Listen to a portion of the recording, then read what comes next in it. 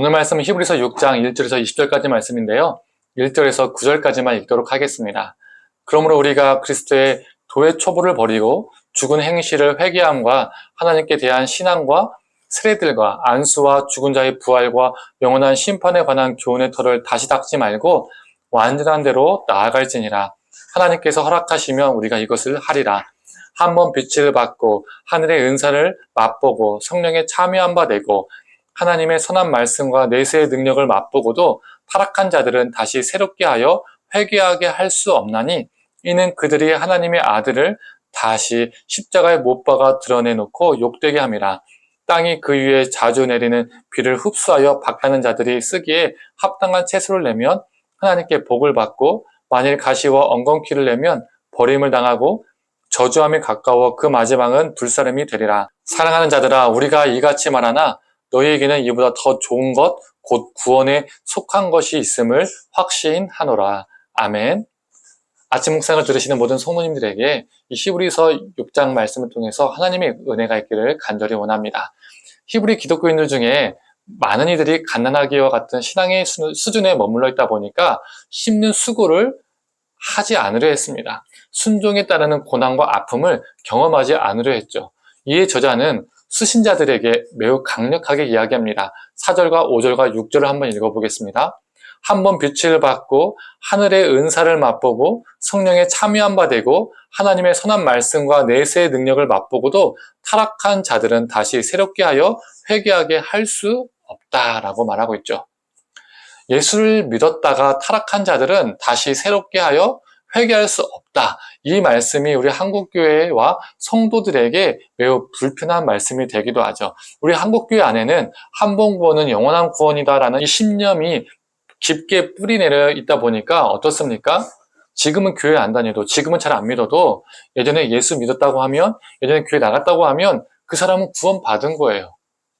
그가 지금 어떻게 살든 하느님과 전혀 상관이 없어도 한 번 구원은 영원한 구원이니까 그 사람은 구원 받은 겁니다.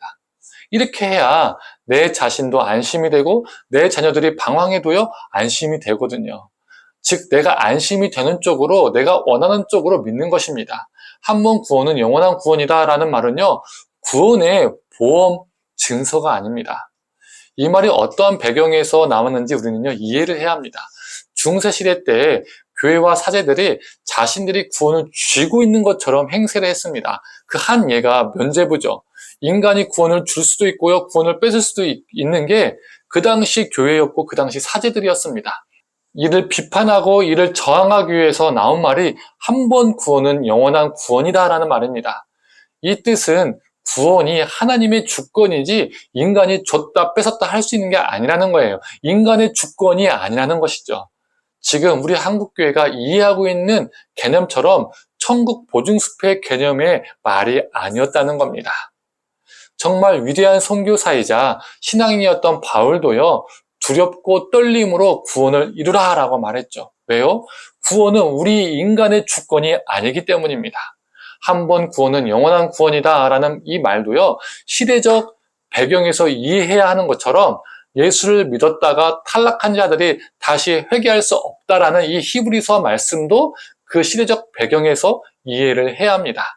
그 당시 많은 히브리 기독교인들이 예수를 믿는다고 했지만 순종의 길을 걷지 않고 젖먹는 신앙 수준에 있었습니다. 심는 수고를 원치 않았던 것이죠. 즉 순종의 길, 순종으로 인한 수고와 고난과 아픔을 경험하지 않으려 했습니다. 그래서 핍박받는 기독교 공동체보다 핍박이 없는 인간적으로 더 안정적인 인정을 받는 유대교로 회귀하려 했던 것이죠. 그러한 사람들 향해서 저자는 예수를 버리고 이전의 삶으로 돌아가지 말라는 뜻으로 강력하게 강권하고 있는 것입니다. 7절과 8절도 동일하죠.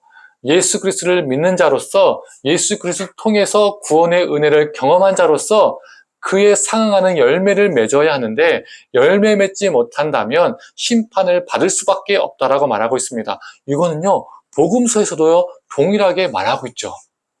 박해를 피해 예수를 버리고 유대교로 돌아가지 말라라는 것을 강조하기 위해서 저자는 계속 엄중하게 경고하고 있는 겁니다. 그리고 9절을 보면 지금 당장은 박해를 피해 유대교로 돌아가는 것이 좋아 보이지만 그보다 더 좋은 것이 있다는 것을 말합니다. 그보다 더 좋은 것이 무엇입니까? 바로 예수님이 주시는 구원입니다.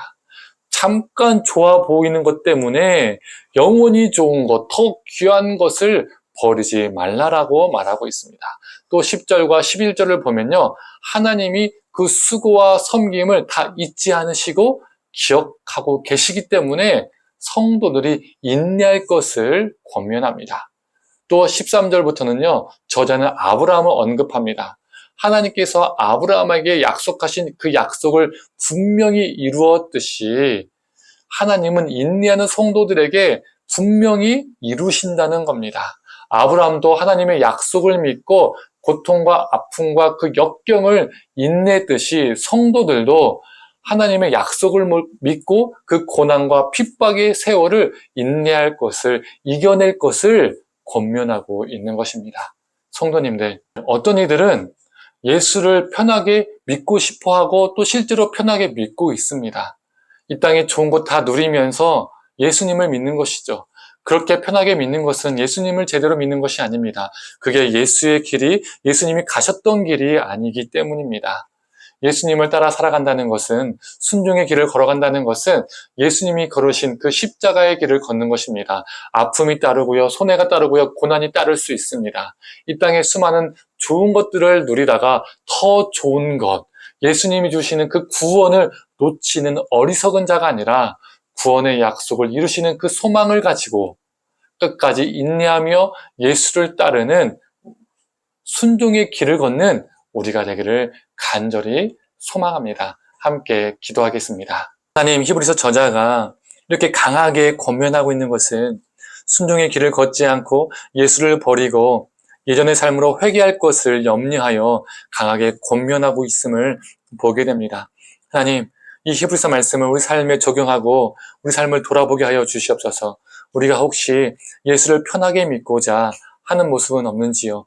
그 우리 삶의 고난을 피하고 아픔과 손해를 피하고 이 세상에 누릴 것은 다 누리면서 예수를 믿고자 하는 것은 아닌지요?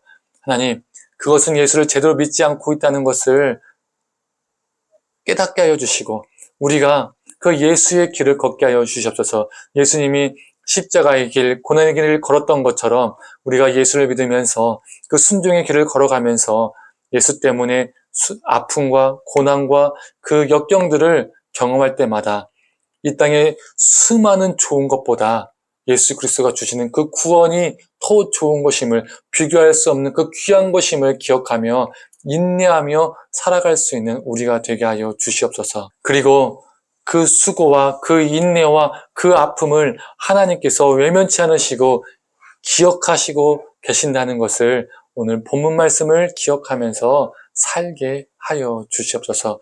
모든 것을 감사드리며 사랑에 많으신 예수님의 이름으로 기도드립니다. 아멘.